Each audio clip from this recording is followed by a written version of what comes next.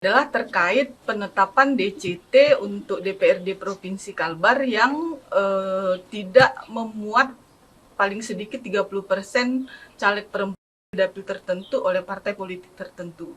Nah, sementara undang-undang menyebutkan jelas di pasal 245 Undang-Undang Nomor 7 Tahun 2017 tentang Pemilu bahwa daftar calon tetap itu memuat paling sedikit 30% perempuan dalam di setiap daerah pemilihan.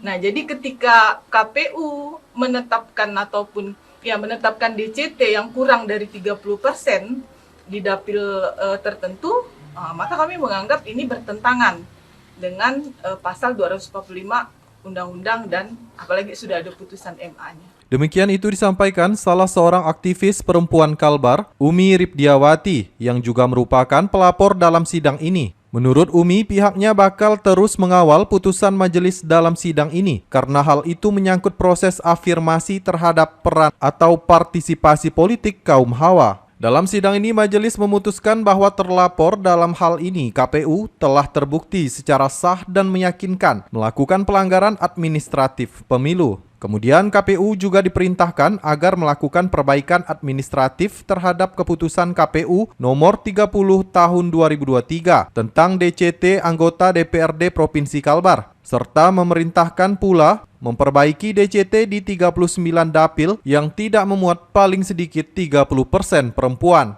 Selanjutnya, terhadap penilaian bukti-bukti yang telah diserahkan oleh para pelapor adalah kewenangan majelis pemeriksa dengan demikian. Menanggapi putusan ini, anggota KPU Kalbar Heru Hermansyah mengatakan bahwa pihaknya akan mempelajari putusan tersebut dan segera berkoordinasi dengan KPU RI. Menurut Heru, salah satu yang menjadi pertimbangan mereka untuk melaksanakan putusan tersebut ialah karena surat suara yang telah tercetak bahkan sudah didistribusikan di sejumlah kabupaten kota yang ada di Kalbar. Nah, itu yang perlu kita pikirkan, ini surat suara sudah dicetak. Nah, perbaikannya bagaimana karena itu? Apakah kemudian disesuaikan, dicoretkah kemudian caleg yang sudah tersusun di surat suara itu, ataukah mungkin ditambah lagi keterpenuhan 30% dengan perhitungan MA atau rumusan dari Mahkamah Agung, terpenuhi 30% itu dihitung kebulatan ke atas. Ya, pilihannya mau melaksanakan putusan Bawaslu atau mengabaikan putusan Bawaslu kan? Itu aja pilihannya. Saya pikir aturan jelas bahwa KPU sesuai tingkatan wajib menindaklanjuti putusan Bawaslu.